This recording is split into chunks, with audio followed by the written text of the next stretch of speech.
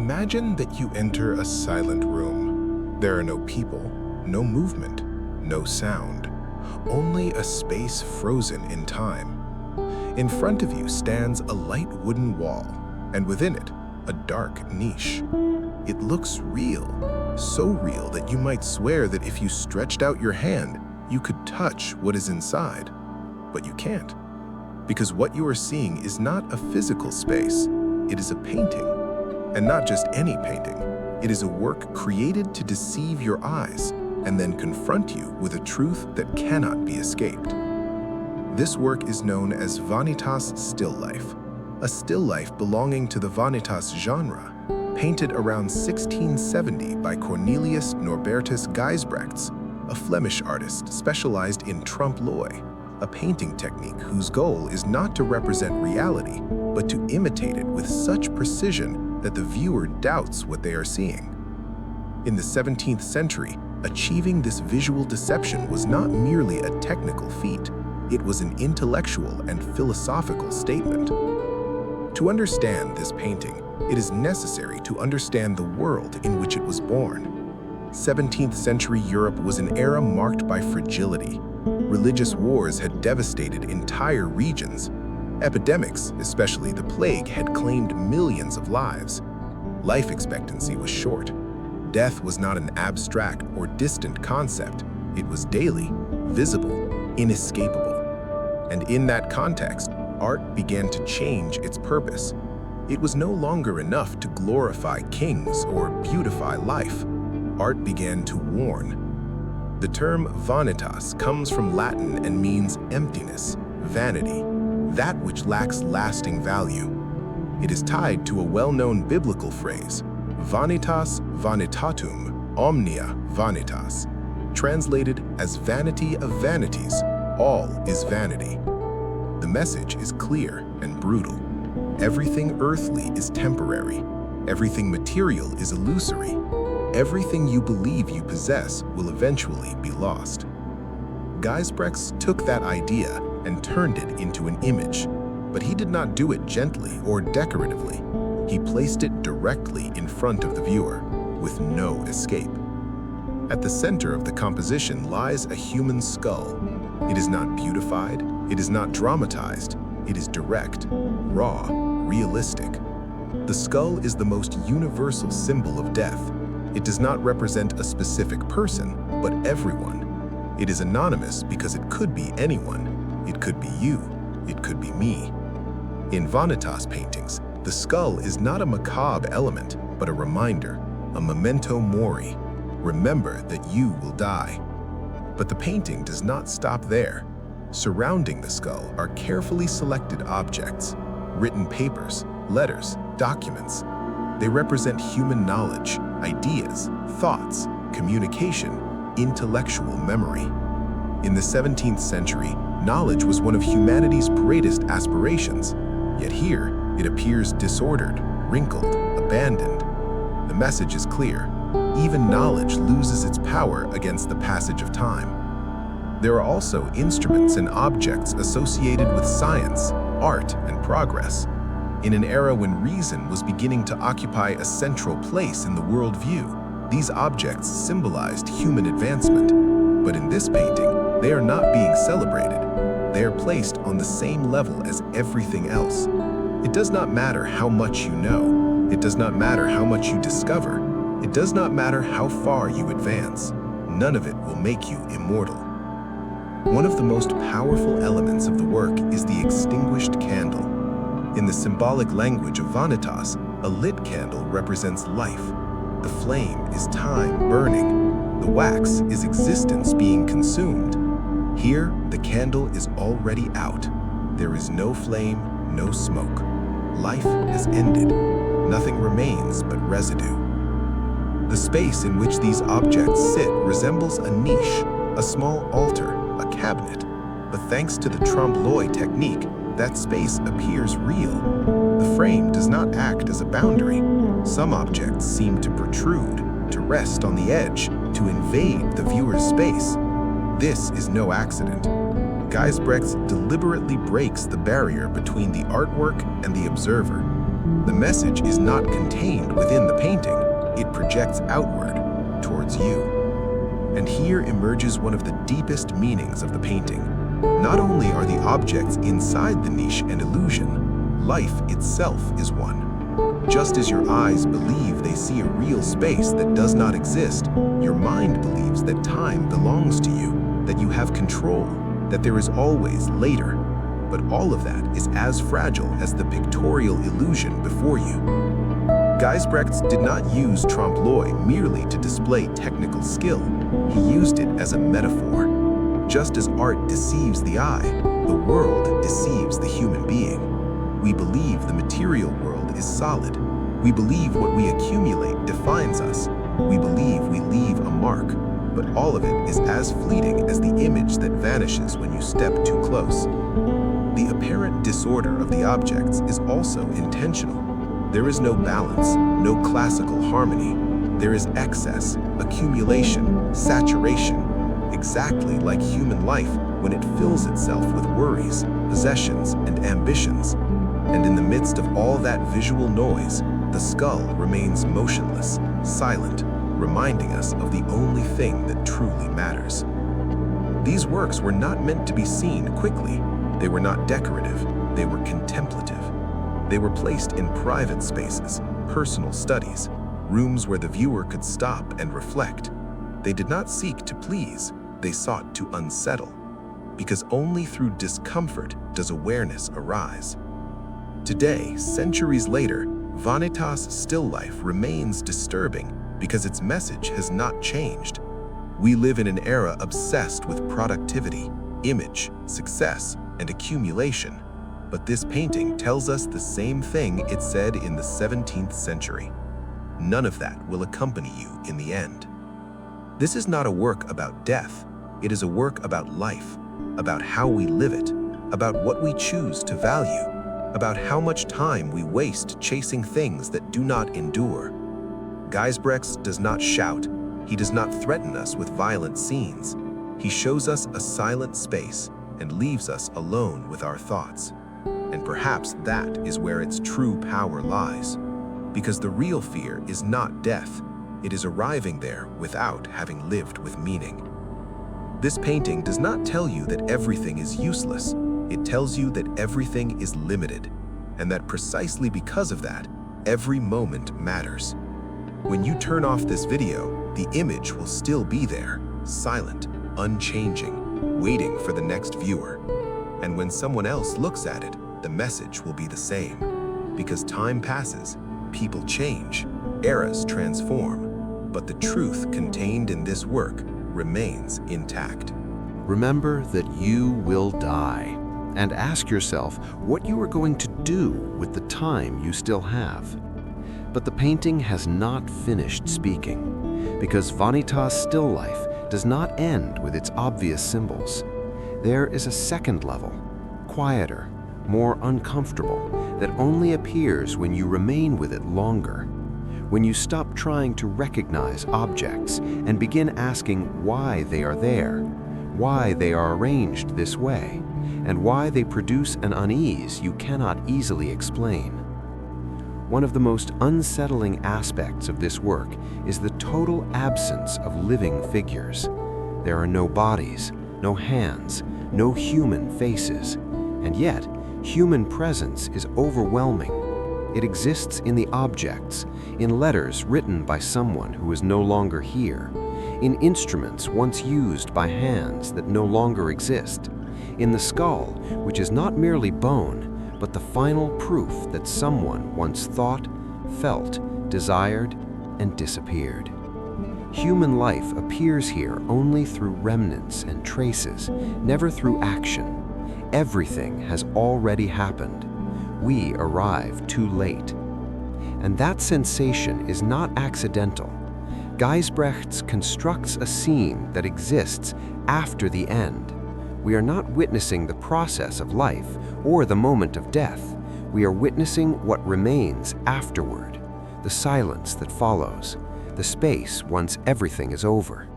And that makes the painting deeply disturbing because it places us in the position of the survivor, the observer who still breathes, but who will inevitably occupy that same space. The choice of the niche as the setting is crucial. It is not an ordinary table. It is not an open room. It is a closed, contained, almost claustrophobic space. The niche evokes a tomb, but also an altar, and that ambiguity is essential. Is this a tribute or a warning? A sacred space or a brutal reminder? The painting does not answer, it only shows. The dark background reinforces the sense of emptiness. There is no landscape, no horizon, no visible future. The background promises nothing.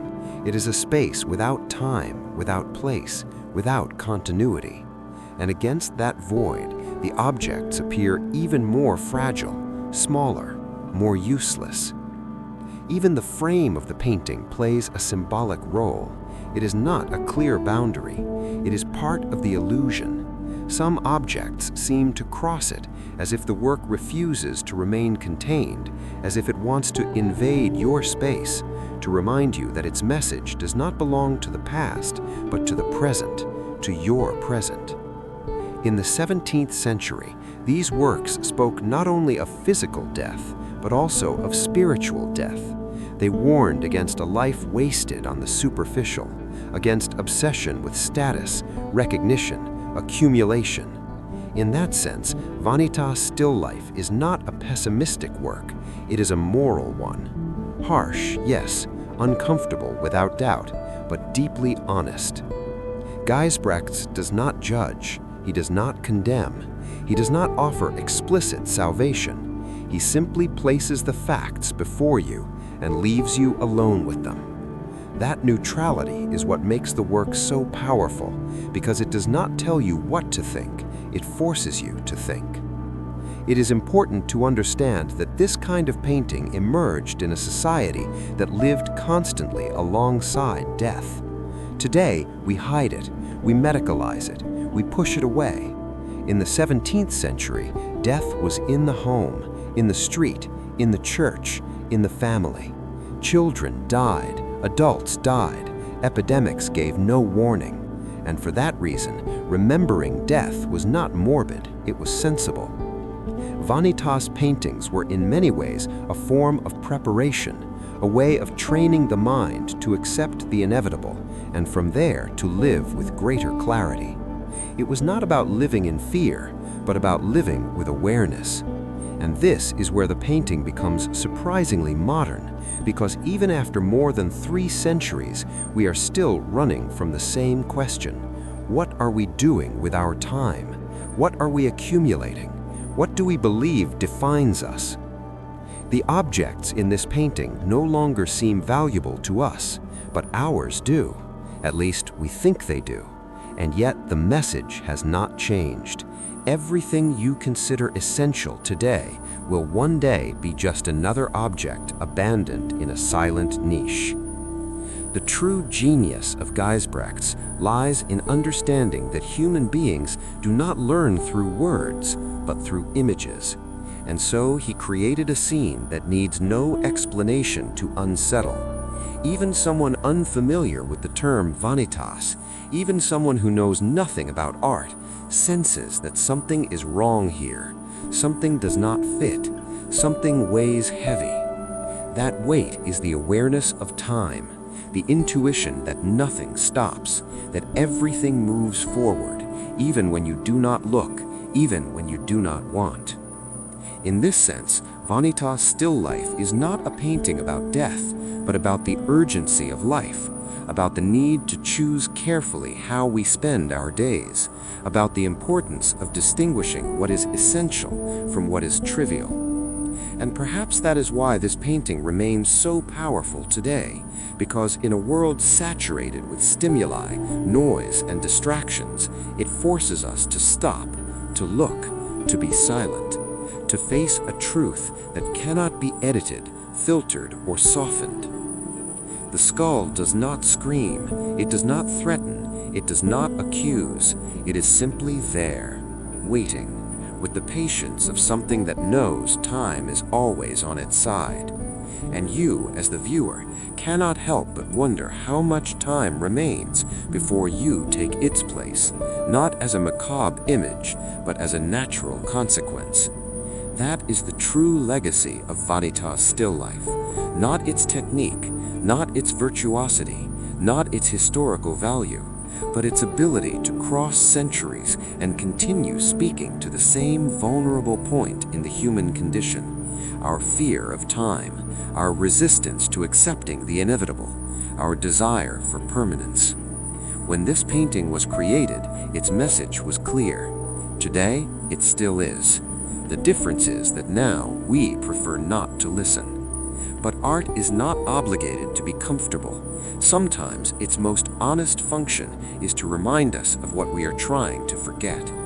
And this work does so with impeccable coldness, without violence, without exaggerated drama, only with truth. A truth that once seen can no longer be ignored. And yet there is something even deeper in Vanitas Still Life that is rarely mentioned, something not found in its obvious symbols, but in the experience the painting creates. Does not speak only about the end of life, but about the constant deception we live within while we believe we are alive, the illusion of control, the illusion of permanence, the illusion that there will always be more time later. Trompe-l'oeil here is not merely a visual technique, it is an existential metaphor. Just as your eyes believe they see a real niche that does not exist, your mind believes it sees a guaranteed future that does not exist either. You believe time belongs to you. You believe tomorrow is certain. You believe you can postpone, but the painting, in silence, contradicts you. Nothing in this work suggests explicit urgency.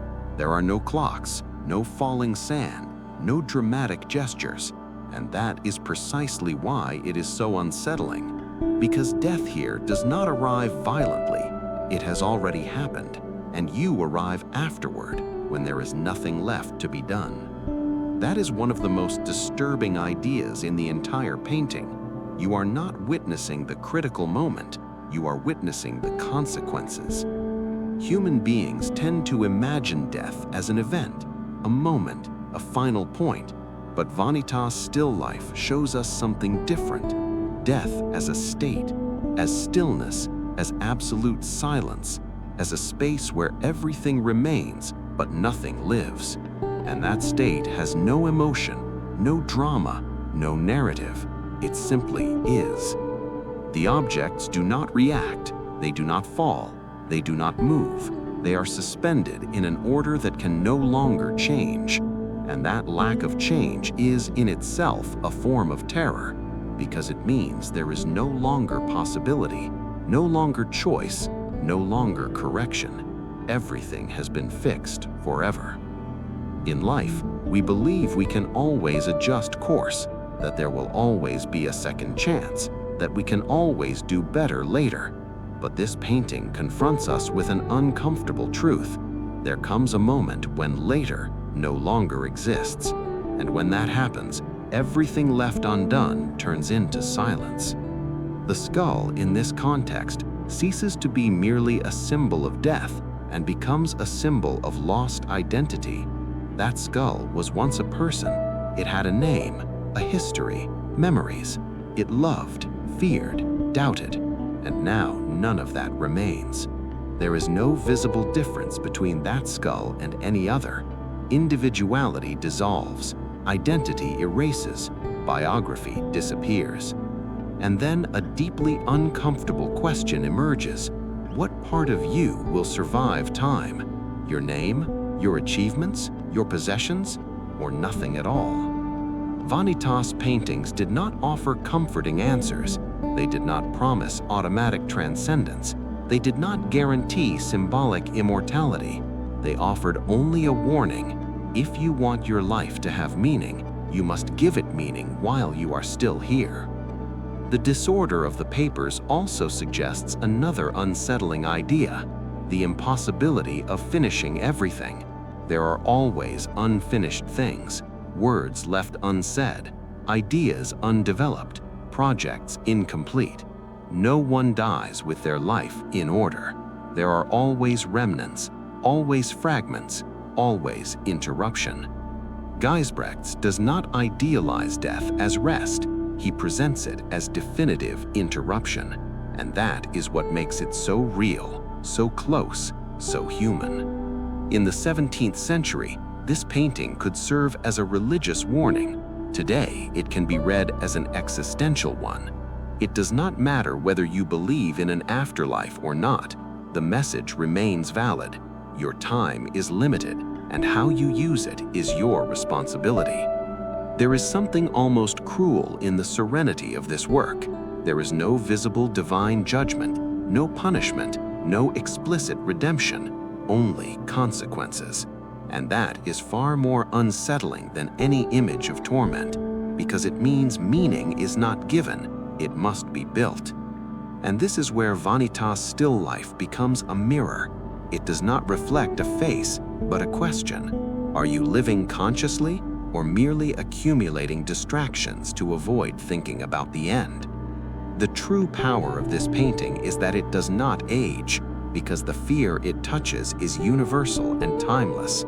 Objects change, societies change, beliefs change, but fear of time remains intact. Today, we no longer accumulate letters or wooden scientific instruments. We accumulate data, images, followers, digital files, but the result will be the same. One day, all of that will become just another collection of silent objects, abandoned and incomprehensible to those who come after. And perhaps that is the final irony of this work. It was created to remind us of what is fleeting, and yet it has survived for centuries, but not because its objects were important, because its message is. Gijsbrechts understood something many still do not. What truly transcends is not what you own, but the truth you are capable of expressing, and that truth does not age. That is why this painting does not ask you to fear death.